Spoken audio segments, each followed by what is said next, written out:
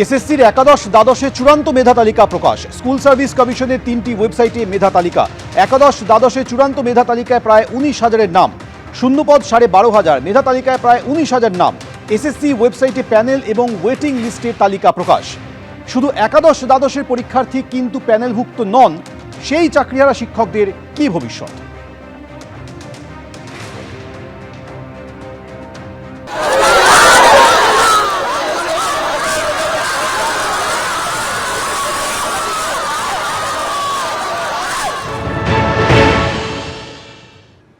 Central ডিভিশনে আজকে কোনো প্রোগ্রাম ছিল না পারটেনিং টু আশাকর্মী, আঙ্গনবাড়ি ও আইসিডিএস।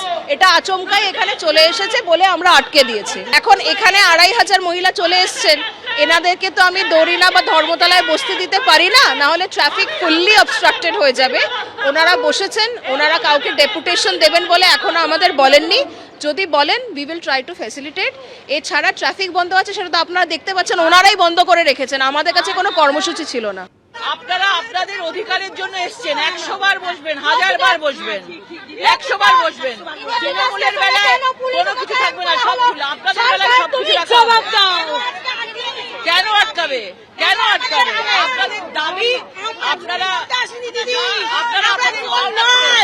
আমরা চুরি করব না, আমরা শিশু মাকে পরিষেবা দেব। দিদি সরকার আমরা জবাব চাই, কেন পুলিশ কর্মীরা গায়ে হাত দিল? তার জন্য আমরা জবাব চাই, কেন পুলিশ কর্মীরা আমাদের গায়ে হাত দিয়েছে? প্রতিবারের আওয়াজকে বন্ধ করার চেষ্টা করুন। আপনারা চালিয়ে যান, আপনাদের সাথে পশ্চিমবাংলার পুরো জনতা আছে, পশ্চিমবাংলার মানুষ আপনাদের সাথে। আমরা পুরো আশা কর্মীরা ভোট বয়কট করব। আমাদের টাকা যদি না বাড়ে, আমাদের ন্যায্য দাবি না বাড়ে, আশা কর্মী জিন্দাবাদ।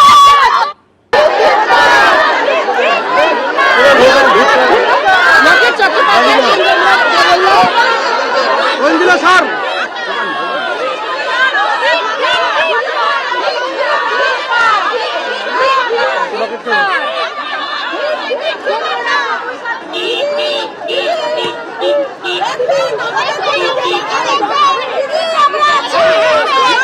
চারিদিক পুলিশ পুরো রাস্তা আটকে দিয়েছে, মানে এত মানুষের অসুবিধা হচ্ছে। মানে এখন শুনছি যে আশাকর্মীরা দূর দূর থেকে তাদের আসছে, বিভিন্ন জায়গায় তাদের ডিটেন করা হচ্ছে, ট্রেন থেকে নামিয়ে দেওয়া হচ্ছে। এগুলো কেন হচ্ছে? মানে জোরজার মুলুকতার হয়ে গেছে। শাসক দল যদি কোনো সময় মিছিল করে তার জন্য একরকমের, আর যদি বিরোধিতা করে কেউ মুখ খোলে তাদের জন্য অন্যরকম ব্যবস্থা। আশাকর্মীরা কাদের কাজ করে? পশ্চিমবাংলার কাজ করে, পশ্চিমবাংলার মুখ্যমন্ত্রীকে, মমতা বন্দ্যোপাধ্যায়। আশাকর্মীরা সবাই মহিলা আছে। কোনো রাজনৈতিক দলকে দেখেছেন এখানে? কোনো উস্কানি কাউকে বলতে পারবে? তারা এতদিন ধরে সাফারার। প্রত্যেকটা সময় আমরা দেখি যে আশাকর্মীরা সবচেয়ে বেশি সাফার করে। তাদের ন্যূনতম মাইনে দেওয়া, তাদের ন্যূনতম কোনো ব্যবস্থা তাদের পর্যন্ত নেই। দূর দূর থেকে তারা আসছে, তাদের কোনো সেফটি সিকিউরিটি বলে কিছু নেই।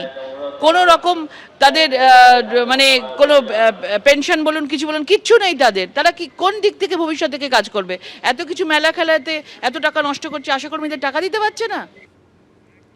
এই আশাকর্মীদের প্রতিবাদ মিছিল এবং আন্দোলনকে কেন্দ্র করে আজ দিনভর উত্তপ্ত রইল শহরের রাজপথ। ধর্মতলা থেকে সল্টলেক আশাকর্মীদের বিক্ষোভে তুলকালাম পরিস্থিতি তৈরি হলো।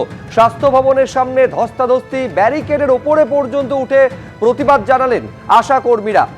হাওড়া শিয়ালদা থেকে এসে ধর্মতলায় জমায়েত করেন তারা। 6টি জায়গার বিভিন্ন মুহূর্তের ছবি আপনাদের সামনে তুলে ধরছি।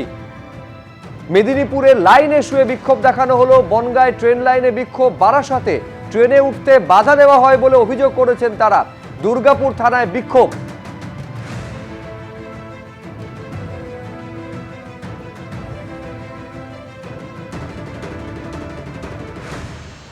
আপনারা সবাই কিন্তু বসবেন। এবিপি আনন্দ, এগিয়ে থাকে, এগিয়ে রাখে।